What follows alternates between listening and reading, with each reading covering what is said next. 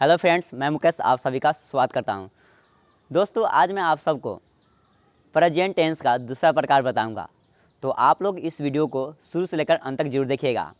इसके पहले मैंने जो वीडियो बनाकर इस पर डाला हुआ है प्रेजेंट कंटिन्यूअस टेंस का, बहुत सारे स्टूडेंट को समझ में नहीं आया था और कमेंट में वो पूछ रहे थे कि सर आप बोर्ड पर बताइएगा, बोर्ड पर अच्छे से समझा दीजिएगा, हमको समझ में नहीं आया था।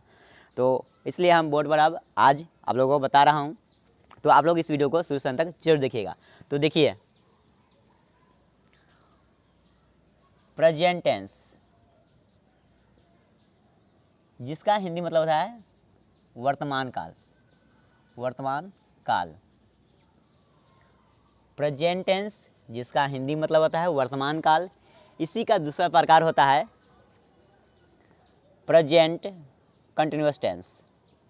प्रेजेंट कंटिन्यूअस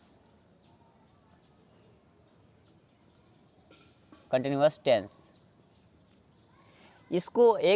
इसको दो और अलग नाम से भी जाना जाता है, वह है present imperfect tense. Imperfect tense, इसका एक और अलग नाम है present progressive tense. Progressive tense. केवल नाम अलग अलग है लेकिन काम तीनों का एक ही है। तो देखिए, प्रेजेंट कंटिन्यूअस टेंस आप लोग कैसे समझिएगा प्रेजेंट कंटिन्यूअस टेंस क्या होता है। तो देखिए, जैसा कि मैं अभी तत्काल यानी कि वर्तमान समय में आपको मैं पढ़ा रहा हूँ, अभी जो कंटिन्यू जो चल रहा है, अभी जो चल रहा है वही होता है प्रेजेंट कंटिन्यूअस टेंस के अंदर आता है। जैसे मैं अभी आप लोगों को पढ़ा रहा हूँ, आप हमारा वीडियो अभी देख रहे हैं, यह जो प्रेजेंट में जो कार्य जो चल रहा है इसको बोलते हैं प्रेजेंट कंटिन्यूअस टेंस। तो देखिए, इस टेंस का पहचान क्या होता है। पहचान, जिस हिंदी क्रिया के अंत में रहा है, रही है, रहे है, रहे हो इत्यादि लगा हो, तो यह जो पहचान देगा वह पहचान देगा प्रेजेंट कंटिन्यूअस टेंस का पहचान देगा। या प्रेजेंट कंटिन्यूअस टेंस बोलिए, या प्रेजेंट इम्परफेक्ट टेंस बोलिए, या प्रेजेंट प्रोग्रेसिव टेंस बोलिए, तीनों का मतलब एक ही होता है। तो देखिए, इसका पहचान है जिस हिंदी क्रिया के अंत में रहा है, रही है, रहे हो इत्यादि लगा हो, यह जो पहचान देगा प्रेजेंट कंटिन्यूअस टेंस का पहचान देगा। जैसे देखिए, मैं एग्जाम्पल के जरिए आप लोगों को समझा देता हूँ।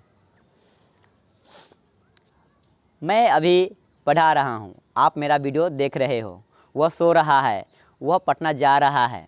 इस तरह के वाक्य को हम लोग प्रेजेंट कंटिन्यूअस टेंस का वाक्य कहते हैं, यानी कि सेंटेंस कहते हैं। जैसे मैं अभी पढ़ा रहा हूँ, एक नंबर में। दो नंबर में, वह अभी सो रहा है।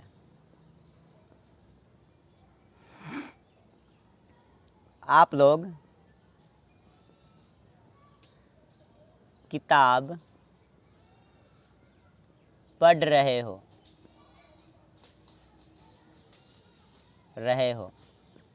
तो इस तरह के सेंटेंस को हम लोग बोलते हैं प्रेजेंट कंटिन्यूअस टेंस का सेंटेंस, और इस तरह के सेंटेंस को हम लोग कहते हैं अफर्मेटिव सेंटेंस। अफर्मेटिव सेंटेंस, इस तरह के जो सेंटेंस होते हैं, ऐसा सेंटेंस जिसमें नहीं का प्रयोग नहीं किया गया हो और नहीं कोई प्रश्न पूछा गया हो, तो इस तरह के सेंटेंस को हम लोग अफर्मेटिव सेंटेंस कहते हैं। तो देखिए, इस तरह के सेंटेंस को आखिर अंग्रेजी में कैसे बनाएंगे, उसका बनावट क्या है। तो देखिए, इसका बनावट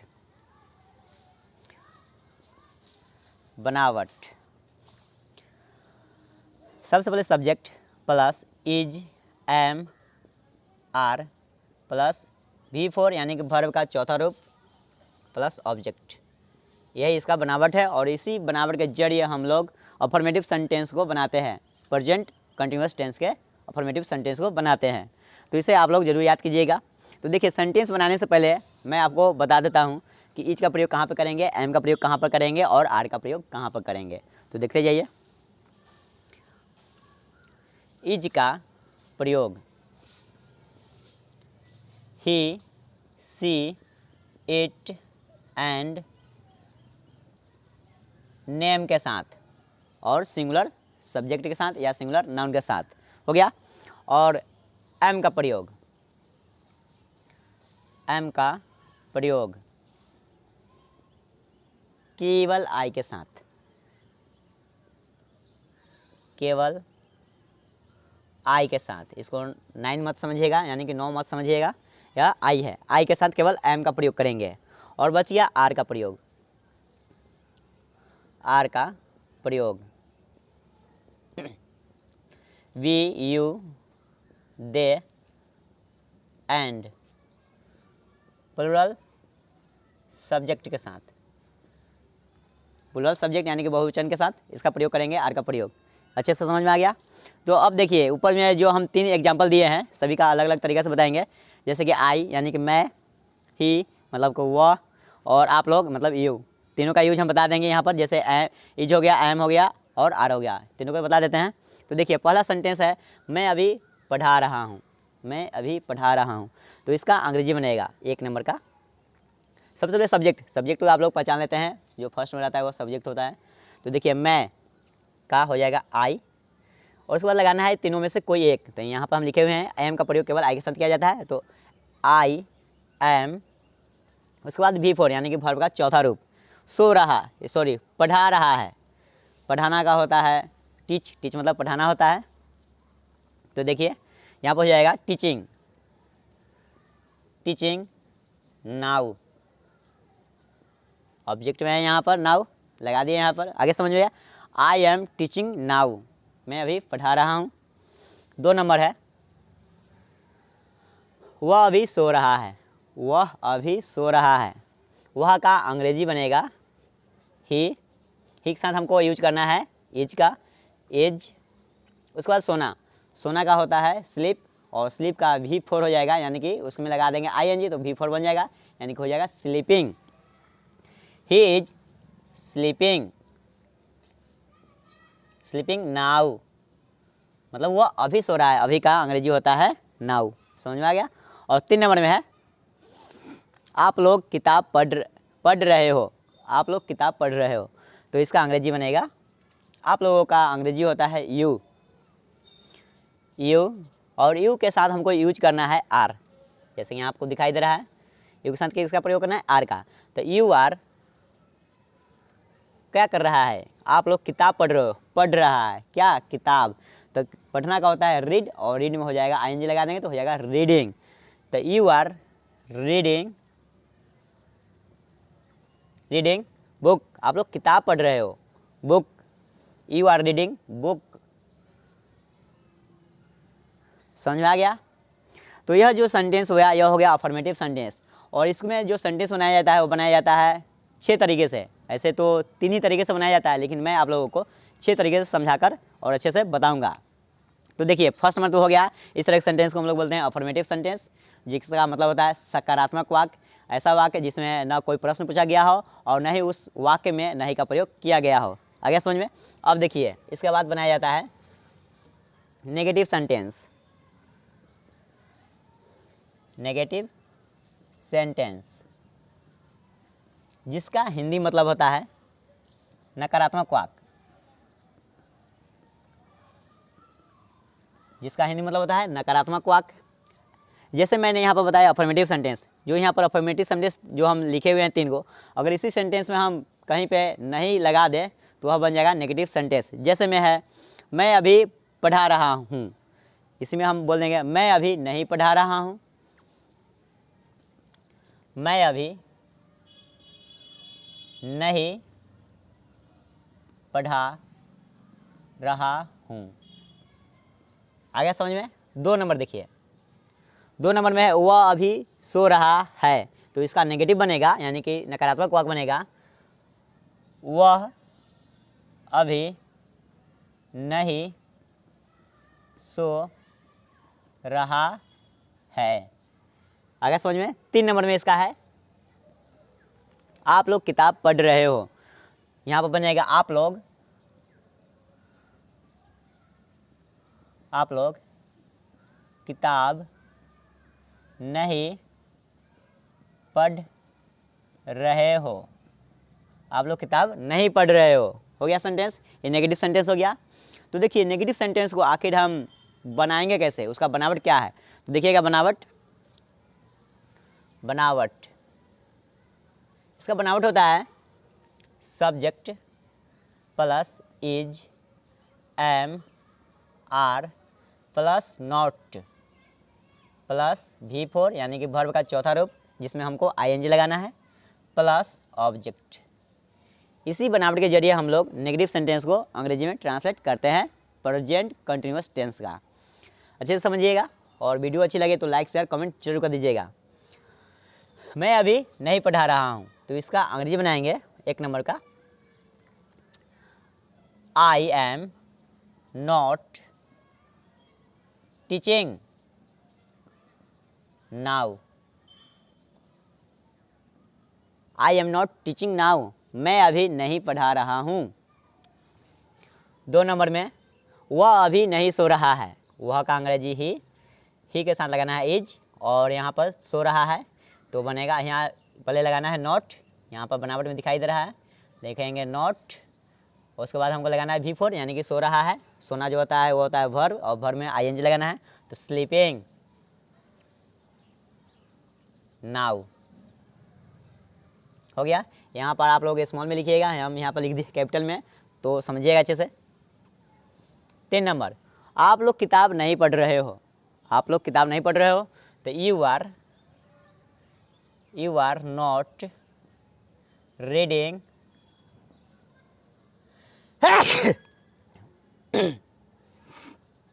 book, you are not reading book, समझ में आ गया। अब देखिए इसके बाद जो सेंटेंस बनाया जाता है वो बनाया जाता है नेगेटिव सेंटेंस, और नेगेटिव सेंटेंस के अंदर ही आता है WH फैमिली वाले सेंटेंस और इंट्रोगेटिव नेगेटिव सेंटेंस। आ गया समझ में। तो मैं इस जो इंट्रोगेटिव सेंटेंस है इसको मैं आपको पार्ट बाय पार्ट अलग अलग करके बताऊंगा, तो अच्छे से समझिएगा।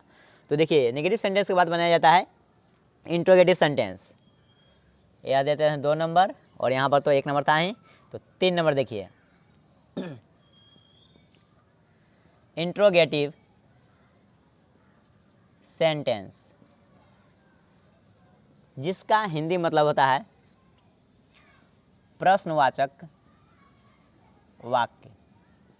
प्रश्नवाचक वाक्य जैसे मैंने आप लोगों को यहाँ पर बताया है अफर्मेटिव सेंटेंस, अगर इसी के शुरुआत में हम लगा देते हैं क्या लगा देंगे क्या, अगर इसके शुरुआत में अगर हम क्या लगा देते हैं तो वह हो जाएगा इंट्रोगेटिव सेंटेंस। जैसे मैं यहाँ पर बता देता हूँ, मैं अभी पढ़ा रहा हूँ, तो यहाँ हो जाएगा क्या मैं अभी पढ़ा रहा हूँ, और लास्ट में क्वेश्चन मार्क।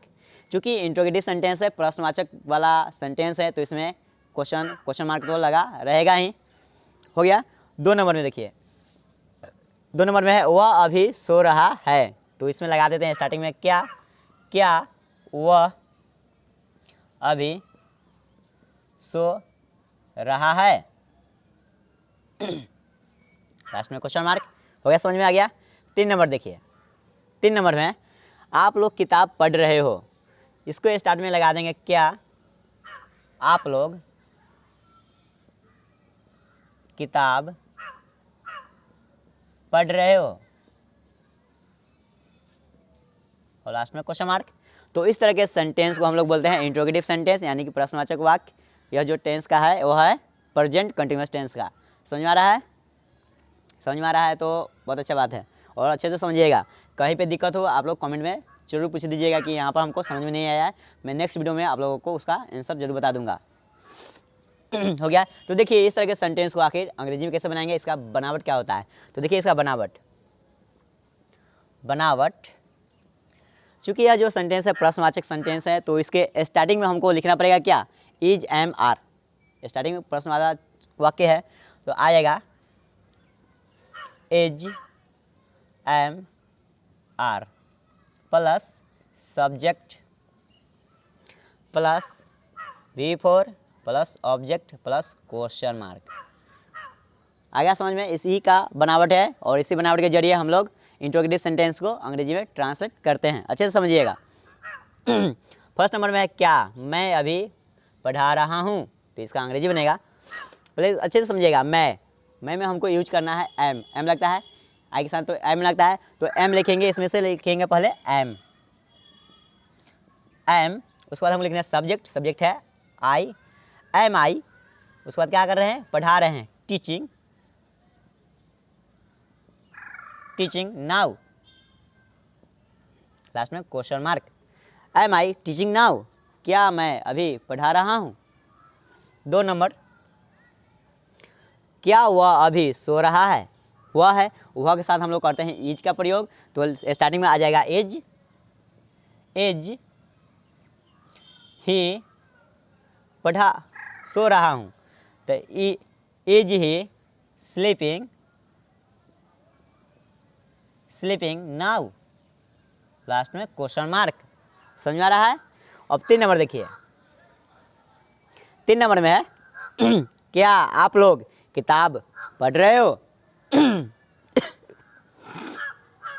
क्या आप लोग किताब पढ़ रहे हो, तो इसका अंग्रेजी बनेगा आप लोगों के साथ हम लोग यूज करते हैं आर का प्रयोग, यानी कि के साथ करते हैं आर का प्रयोग, तो लिखेंगे are you reading book. Last में क्वेश्चन मार्क। आ गया समझ में। और इस सेंटेंस के बाद, मतलब इंट्रोगेटिव सेंटेंस के बाद बनाया जाता है इंट्रोगेटिव नेगेटिव सेंटेंस। तो अब आप लोग देखिए इंट्रोगेटिव नेगेटिव सेंटेंस। तो देखिए इंट्रोगेटिव नेगेटिव सेंटेंस, जिसका हिंदी मतलब होता है प्रश्नवाचक नकारात्मक वाक्य। प्रश्नवाचक नकारात्मक वाक्य, जैसा कि मैंने इसके पहले बताया है इंट्रोगेटिव सेंटेंस, अगर उसी सेंटेंस में अगर हम बीच में नहीं का प्रयोग कर देते हैं तो वह बन जाता है इंट्रोगेटिव नेगेटिव सेंटेंस। देखिए फर्स्ट में एग्जांपल है, क्या मैं अभी नहीं पढ़ा रहा हूँ। 2 नंबर, क्या वह अभी नहीं सो रहा है, हो गया। 3 नंबर, क्या आप लोग किताब नहीं पढ़ रहे हो। आया समझ में। इस तरह के सेंटेंस को हम लोग बोलते हैं इंट्रोगेटिव नेगेटिव सेंटेंस। अब देखिए इसका बनावट होता है, सबसे पहले हेल्पिंग वर्ब यानी कि इज एम आर, उसके बाद plus subject plus not plus V4 यानी कि वर्ब का चौथा रूप plus object plus question mark. और इसी बनावट के जरिए हम लोग इंट्रोगेटिव नेगेटिव सेंटेंस को अंग्रेजी में ट्रांसलेट करते हैं।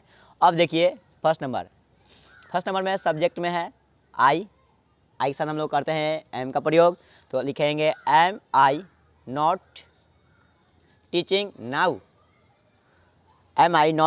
नाउ। 2 नंबर में है, क्या वह अभी नहीं सो रहा है, तो is he not sleeping now. आगे समझ में।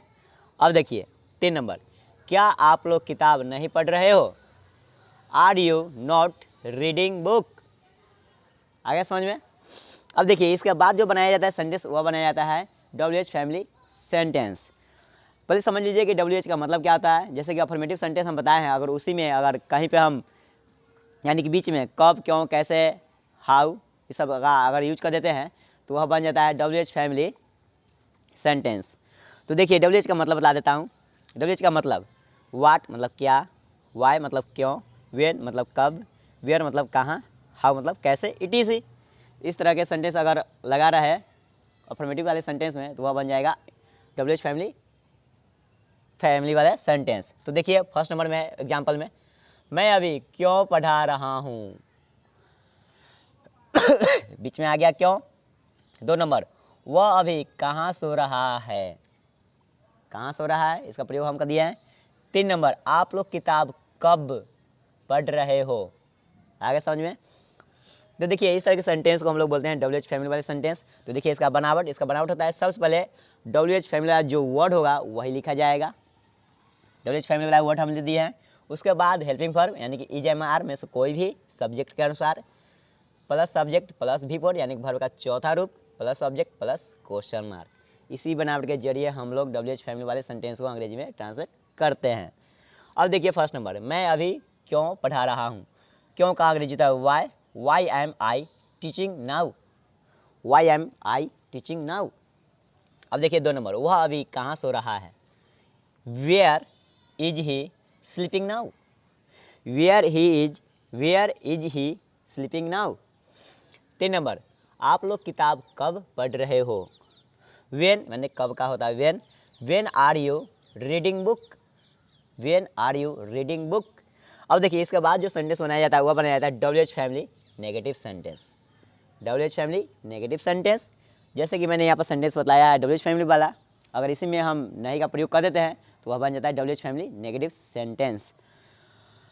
मैं अभी क्यों नहीं पढ़ा रहा हूँ, आ गया नहीं, और क्यों का है प्रयोग, WH फैमिली वाला नेगेटिव सेंटेंस हो गया। वह अभी कहाँ नहीं सो रहा है, कहाँ भी आ गया और नहीं भी आ गया। 3 नंबर में, आप लोग किताब कब नहीं पढ़ रहे हो, कब भी आ गया और नहीं भी आ गया। तो इस तरह के सेंटेंस को हम लोग बोलते हैं WH फैमिली नेगेटिव सेंटेंस। अब देखिए इसका बनावट, सबसे पहले WH फैमिली वाला वर्ड वही लिखा जाएगा, उसके बाद helping verb is am are में से कोई सब्जेक्ट के अनुसार, plus subject plus not plus V4 plus object plus question mark. इसी बनावट के जरिए हम लोग WH फैमिली नेगेटिव सेंटेंस को अंग्रेजी में ट्रांसलेट करते हैं। अब देखिए इसको तो हो गया। अब देखिए इसको अंग्रेजी में बनाते हैं। मैं अभी क्यों नहीं पढ़ा रहा हूँ, why am I not teaching now. क्यों का वाई सब्जेक्ट में है यहाँ पर आई, और आई के साथ हम लोग एम का यूज करते हैं, एम लिख दिया है। उसके बाद subject I not teaching now. 2 number में है वह अभी कहाँ नहीं सो रहा है, where is he not sleeping now. आ गया समझ में। अब देखिए 3 नंबर, आप लोग किताब कब नहीं पढ़ रहे हो, कब का था when are you not reading book. आ गया समझ में। तो इस तरह के वर्ड, इस तरह के सेंटेंस को हम लोग WH फैमिली नेगेटिव सेंटेंस कहते हैं। तो उम्मीद है कि आप लोगों को प्रेजेंट कंटिन्यूअस टेंस अच्छी तरह से समझ में आ गया होगा। अगर आ गया होगा दोस्तों तो इस वीडियो को अपने दोस्तों में ज़रूर शेयर कीजिएगा, ताकि उसको भी समझ में आ जाए, उनको भी समझ में अच्छी तरह से आ जाए। तो इस वीडियो को लाइक कर दीजिएगा और कमेंट के जरिए बताइएगा अगर कहीं पर समझ में नहीं आया होगा तो आप लोग कमेंट के जरिए पूछ सकते हैं। तो हमारे चैनल से जुड़े रहने के लिए हमारे चैनल को सब्सक्राइब कर लीजिए और बेल आइकन को ऑन कर लीजिए। हम आपसे मिलेंगे फिर नेक्स्ट वीडियो में, तब तक के लिए जय हिंद।